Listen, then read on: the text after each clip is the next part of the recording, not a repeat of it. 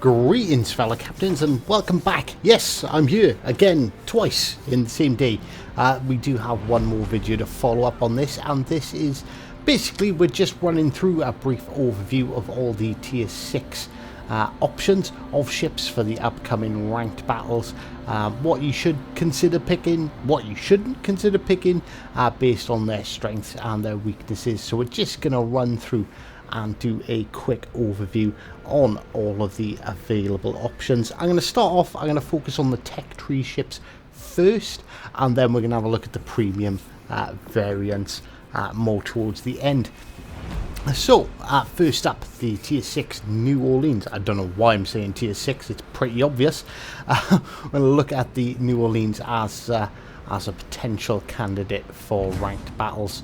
So let's have a quick look at the ship itself. So it does have 5 catapult fighters and hydroacoustic search. So you can essentially 3 hydroacoustic searches. So you can essentially cover the skies constantly, spotting for your teammates, which is a big advantage.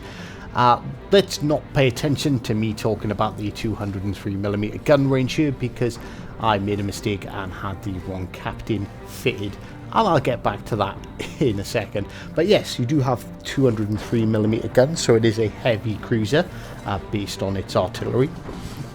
I know people say, oh, but it's good, it's a citadel, it's a citadel waiting to happen. Yeah, don't sail it broadside. Sail any ship broadside and it's going to eat citadels. So that the New Orleans is no stronger or weaker than any of the other cruisers. And here we go, this is where I switch to Norman Scott and actually get the range we want, 17.2 kilometers.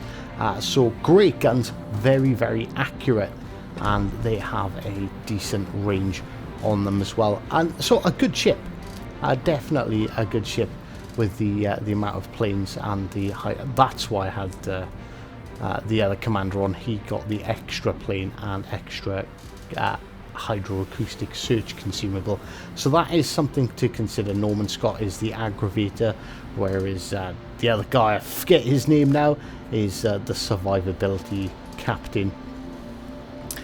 Very strong bow, but very weak on the sides, much like all the other cruisers available. So the Myochan from the Imperial Japanese Navy, slightly different ship. So we do still have 203mm guns with slightly less range. Obviously better commander builds might get squeeze a bit more out of it.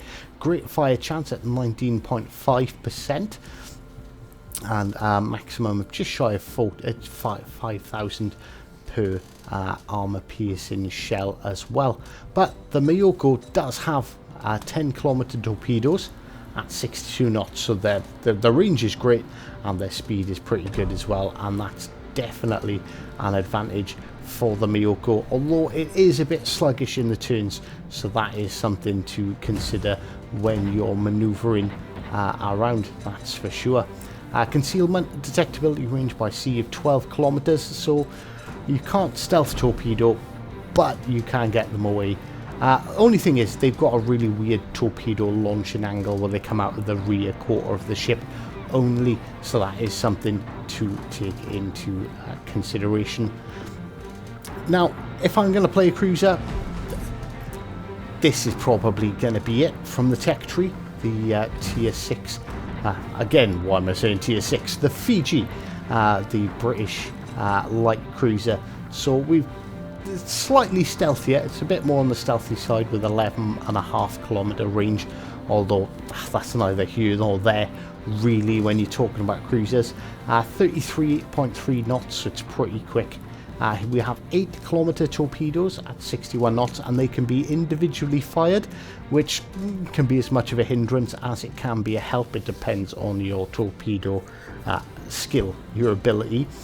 So it's a light cruiser. We have the 152mm guns, but a 17.1 kilometer range and a 7-second reload time.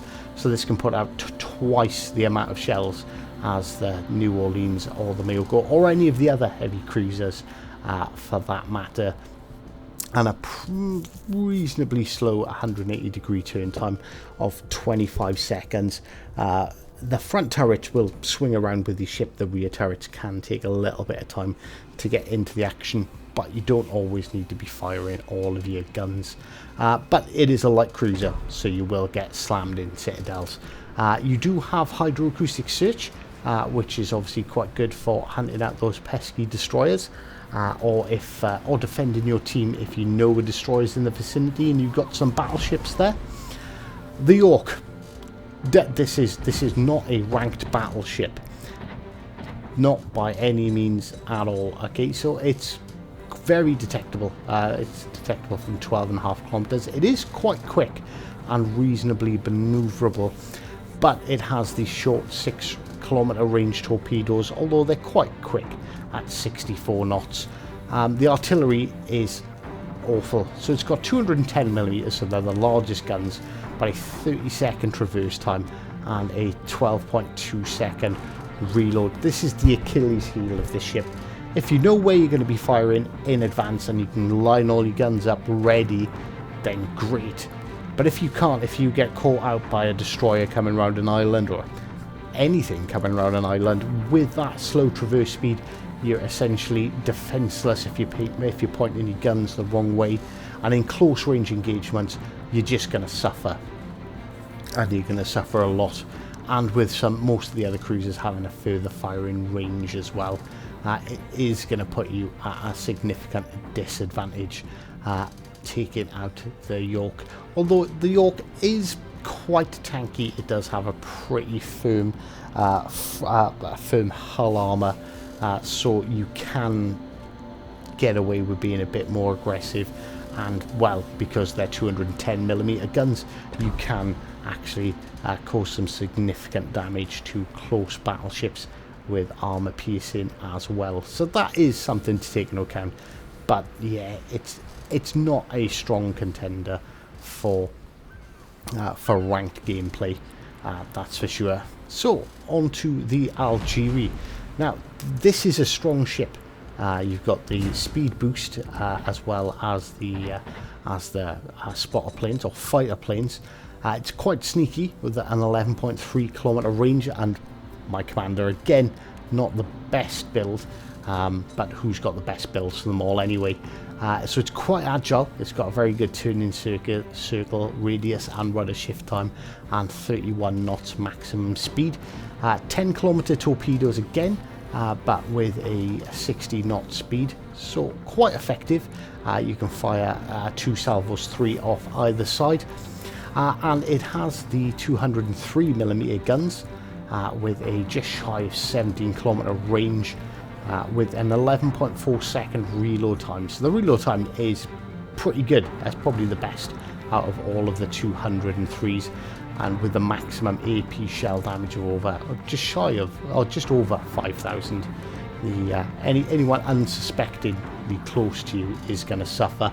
Also, because it's so lightly armored, it does get the over penetration bonus, where most ships that are shooting at you aren't going to do any damage because the shells are just going to go straight through your ship, which increases its survivability bizarrely. But yes, you are prone to citadels from other cruisers, particularly 152mm cruisers.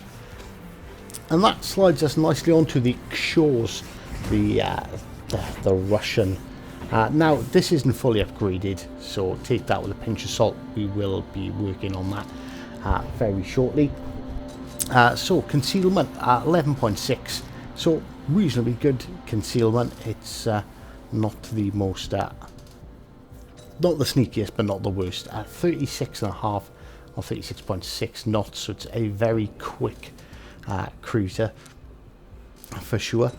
We have the 4 kilometer 70 knot oh shit torpedoes if someone does sneak up too close to you coming around an island for last second murdering. They are basically, if they're in torpedo range, they're going to die. So it is a 152mm cruiser with 16.4 kilometer range, which is pretty good. 15% chance of catching fires. These ships are prone. They're known for, and they've got quite high arcs, so you can hide behind islands, hide in smoke, and launch heat from various positions.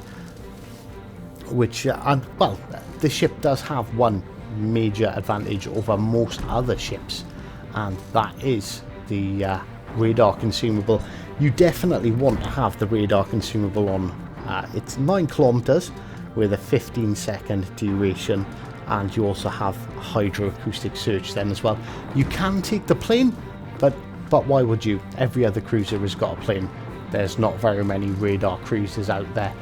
This being the only Tech Tree ship to have radar, so the Shores is going to be immensely popular, I think, and very powerful, particularly for hunting down and killing destroyers. So, well, I guess we're going to have a look at the premium ships, and it's a tough call between the Fiji and the Belfast. But we're going to skip to the Atlanta because I pre-recorded this footage. So, the Atlanta. Is the Atlanta going to be any good in ranked? No. Essentially, no. It's got the 127mm guns, the 14km firing range. Although, yes, ridiculous output of gunfire, but it's no more detectable than any of the other cruisers, although it does have the 8.5km sonar, or 8.4km sonar, with a 25-second duration, but there are only 2 destroyers in each match, so you're not going to really see the benefit, and you're going to struggle then up against cruisers and battleships. So I would suggest staying away from the Atlanta for ranked. And then we'll move on to the Boise. So again, standard sort of concealment, nothing particularly special there. Has good range at 17.3 kilometers, but you've got to remember these shells are quite floaty at maximum distance. You've got to give a huge amount of lead. That's basically a big brother to the Atlanta. Slightly slower firing range, but more distance. But it does have, for a cruiser and a tier 6, a fantastic heel of 666 per second, so that is something to factor in for sure. And probably the strongest out of the premiers, and maybe the strongest for tier 6 altogether, is the Belfast. HMS Belfast. Why is it so strong? 8.4km range surveillance radar with 25 seconds. So it has the radar of the Atlanta. It almost has the same it almost has the longest firing range for tier 6 at 17 kilometers, 7.1 second reload, so the reload is fantastic. 9% chance of fire with its HE, which isn't immense, but it's got semi-armor piercing, so why would you fire HE? That tears apart destroyers and cruisers better than anything else out there. Obviously, yes, this does mean the battleships you can cause some significant pain to by setting them on fire from range. If they get close enough, switch to semi-armor piercing and put that through the superstructure, because it will just tear them apart. And of course, you also have that smoke screen. I'd avoid using the smoke screen until the destroyers are gone. Get rid of them, because otherwise your smoke screen is just going to eat a whole bunch of torpedoes. So that's my rundown. So basically, I think non-premium ships, the Fiji, the Shores and the Algieri are probably the strongest candidates. Those are the ones you definitely want to be looking at. If you have the Belfast, take the Belfast in. The Belfast is very much like it is on the PC. It is overpowered for its tier. It's essentially the Edinburgh. It's the tier 7, but with high explosive, and it just drops the torpedoes. So I hope you found this informative. Hope this is going to help you pick your ships and give you a bit more success in the upcoming tier 6 ranks. And well, until next time, take care.